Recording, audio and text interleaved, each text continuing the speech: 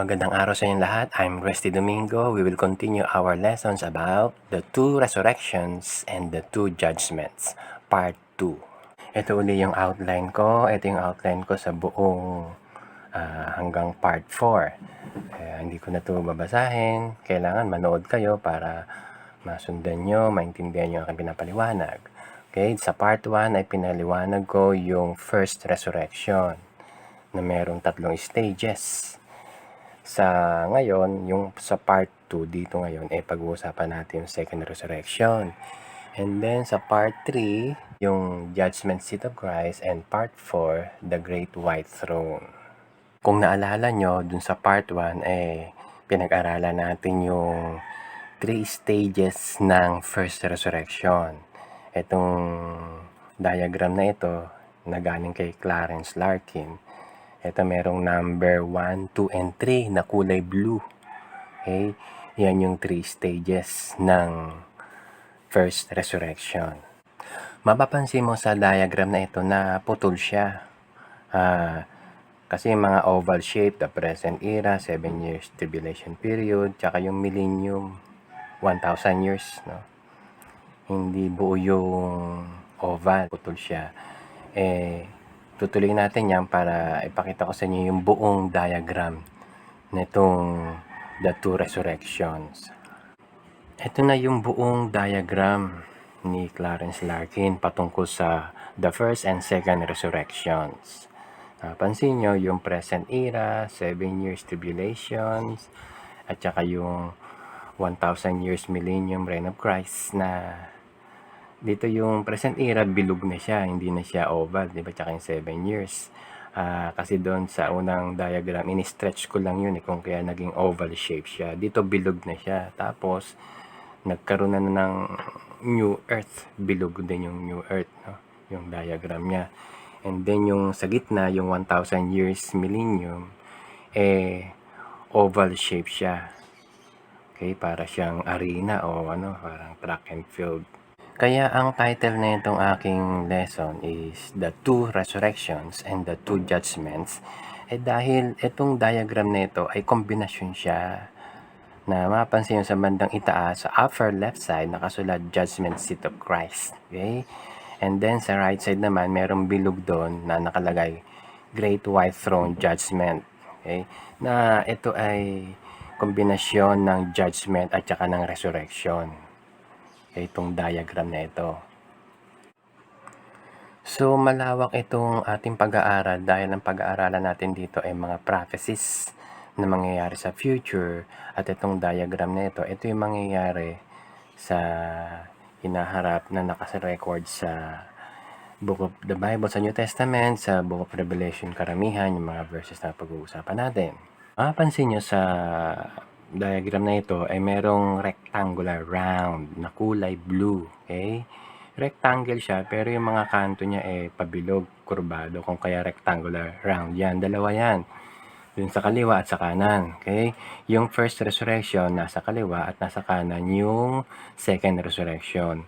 Napag-usapan na natin yung first resurrection. Ngayon naman, ang pag-uusapan natin yung second resurrection. At yung number 1, 2, 3 na kulay blue, okay, yan yung 3 stages ng first resurrection. Yung mga tapat ng numbers na yan, na 1, 2, and 3, ay may mga maliliit na arrows. Okay? Yan yung resurrection ng mga patay na nangyari na. Yung 1, future pa yung 2 and 3. Sa bandang ibaba ay merong bilog na kulay blue. Okay? Sa lower right side, nakalagay diyang wicked dead.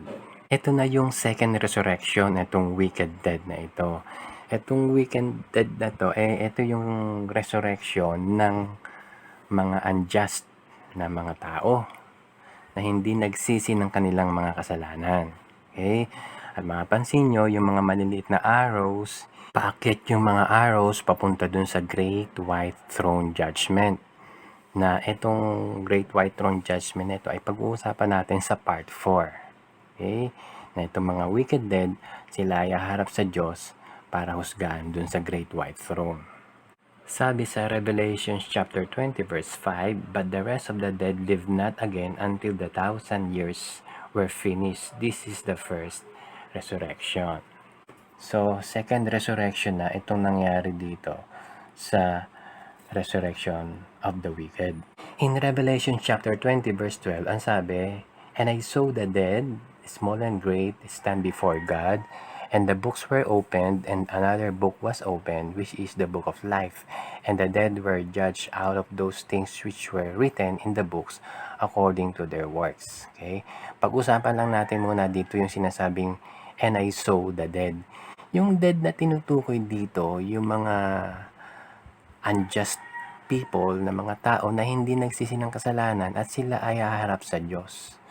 Na harap sila dun sa Great White Throne Judgment. Na pinapakita rito na yung dead dito is meron silang katawan. Pero hindi sila glorified body.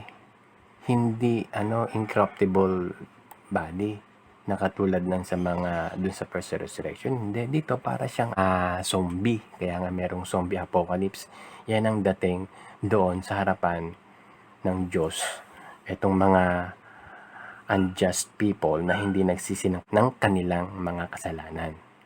At doon sila husgahan sa Great White Throne.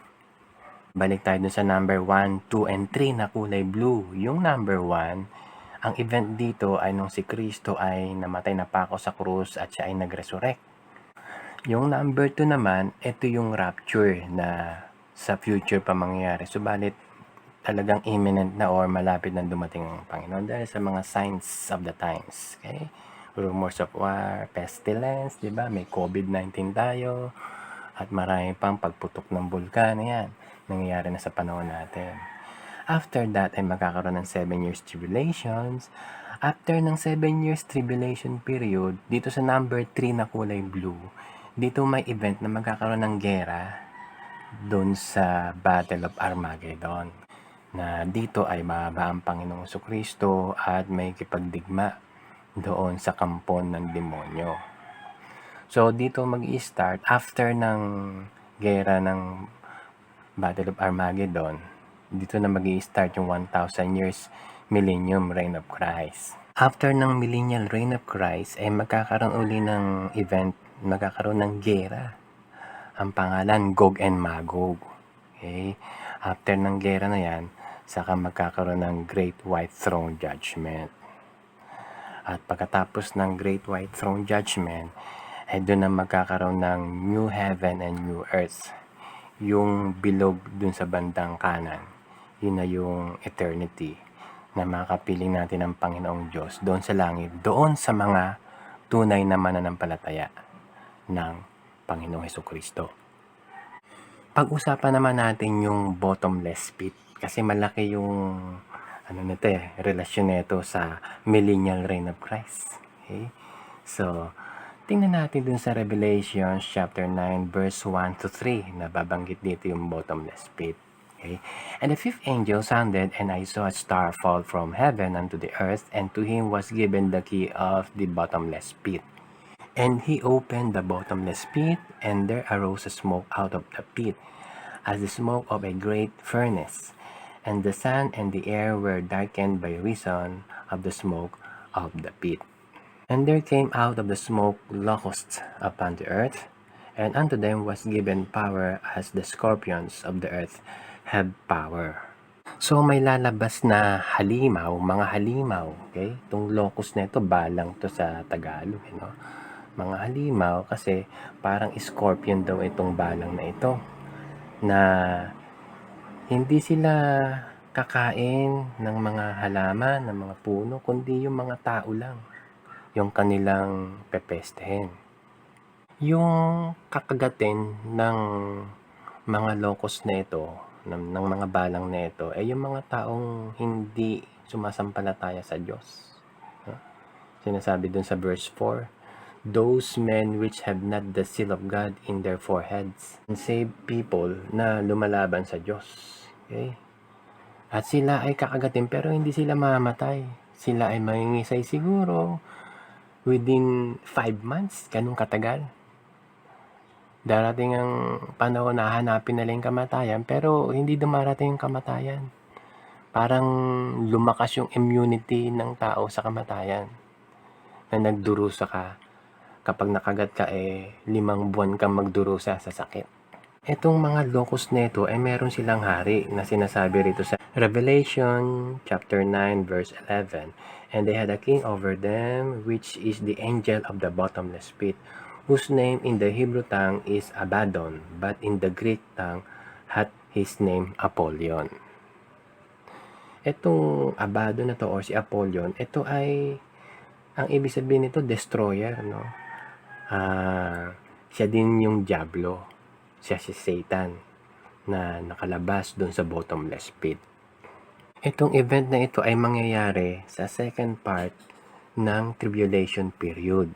Kung naalala nyo, doon sa video ko na first fruit harvest gleaning timeline, yung sa diagram ko doon, hinati ko doon yung 7 years tribulation Yung first 3.5 years na mabuti yung Antichrist, yung second 3.5 years naman, doon na papakita ng Antichrist kung sino talaga siya, kung gaano kasama yung Antichrist.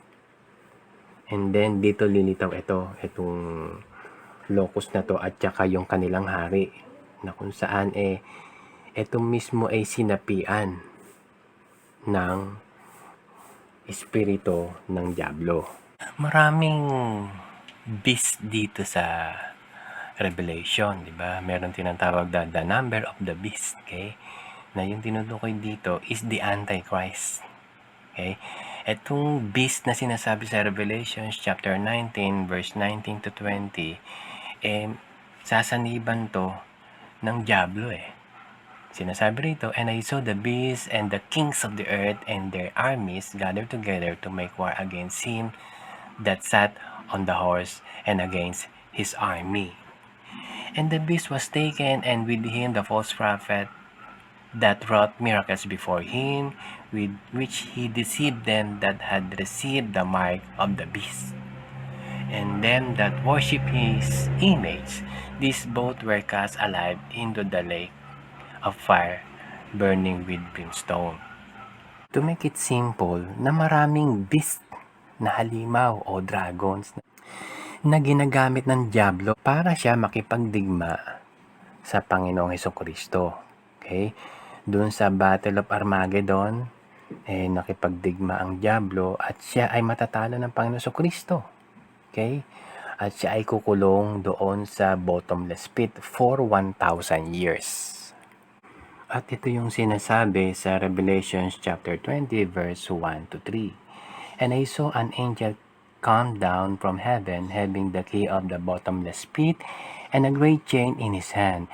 And he laid hold on the dragon, that old serpent, which is the devil and Satan, and bound him 1,000 years, and cast him into the bottomless pit, and shut him up, and set a seal upon him, that he should deceive the nations no more, till the 1,000 years should be fulfilled, and after that he must be loosed a little season.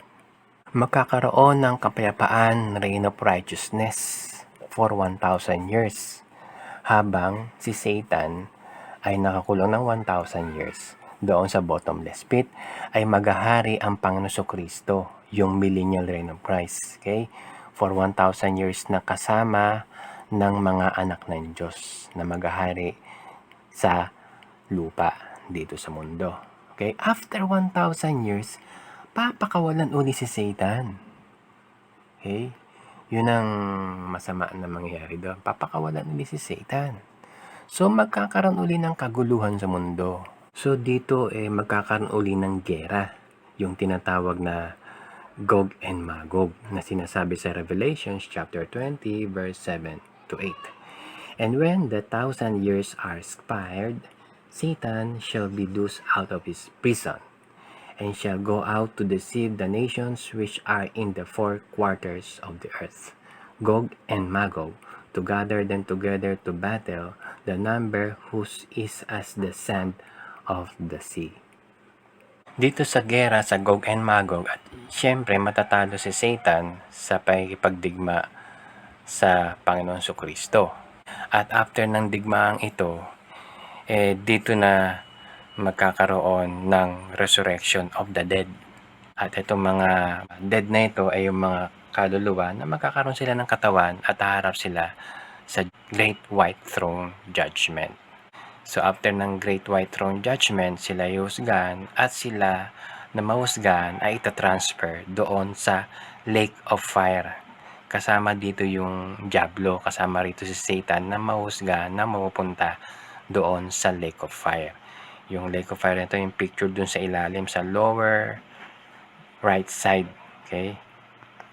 Na parang may apoy-apoy na umusok-usok. Okay? Samantala, ang mga anak ng Diyos na galing sa millennial reign ay papasok doon sa new heaven or new earth para makapiling ang Diyos forever and ever.